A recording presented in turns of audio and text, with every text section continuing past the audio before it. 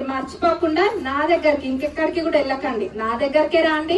నేను ఆ చర్యలు తీసుకుంటా అని చెప్పినా తీసుకుంటా కూడా. మీరు మటుకు మీ జేబులో నుంచి రూపాయి ఇవ్వద్దు. మరి కాంగ్రెస్ ప్రభుత్వము ఇదే స్ఫూర్తితో ముందుకెళ్తుంది.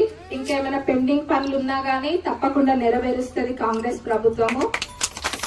ఇప్పుడే కాదు, ఏ సమస్య ఉన్నా గానీ నేను మొదటి నుంచి చెప్తున్నా, ప్రచారం రోజు నుంచి చెప్తున్నా, ఏ సమస్య ఉన్నా గానీ నేరుగా మా దగ్గర రాండి.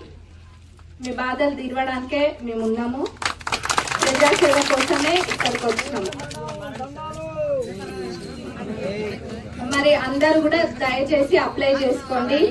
పెన్షన్ కూడా రకరకాలుగా ఉంది, అది డయాలసిస్ పేషెంట్స్ కు ఉంది, ఇంకా చాలా మందికి ఉంది. అవన్నీ కూడా మీకు అర్థం కాకపోతే అధికారులను అడగండి. ఇంకా ఎవరైనా కూడా లాస్ట్ మినిట్ దాకా చేయని వాళ్ళు ఉన్నా కానీ నిజంగా వాళ్ళకి చాలా అవసరం ఉందని అంటే దాన్ని కూడా డెఫినెట్ గా ప్రభుత్వం దృష్టిలోకి నేను తీసుకెళ్తా. కానీ మీరందరూ కూడా టైం ప్రకారం చేయండి దాన్ని. మనము ఇంకొకటి ముఖ్యమైన విషయం ఏంటంటే, నేను అప్పుడు చెప్పినా, ఆనాడు చెప్పినా, ఇప్పుడు చెప్తున్నా, మనము పార్టీలు చూడం. ఎవరే పార్టీ అన్నది దయచేసి అధికారులు, లీడర్స్ కూడా చూడకండి. మనకే పార్టీ అన్నది ముఖ్యం కాదు, వాళ్ళ కుటుంబానికే కానివ్వండి, అప్లై చేసిన వ్యక్తికే కానివ్వండి, అవసరం ఏ తిరుగుంది అన్నది మనకి ఇంపార్టెంట్. అంతేగాని వాళ్ళ ఆ పార్టీ వాళ్ళని ఇంకో పార్టీ వాళ్ళని మనం భేదం చూపిస్తే మటుకు మనము చూపియద్దాలి.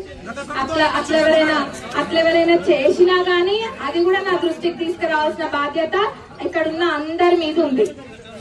కాబట్టి అందరూ కూడా ఇది దృష్టిలో పెట్టుకోండి. డబ్బులు తీసుకోవద్దు, పార్టీలు చూడొద్దు, అర్హులైన వాళ్ళని మటుకు చూడాలి. ఇవన్నీ కూడా వెరిఫై అయితే తప్పకుండా మరి కాంగ్రెస్ ప్రభుత్వం అన్ని కూడా అమలు పరుస్తుంది.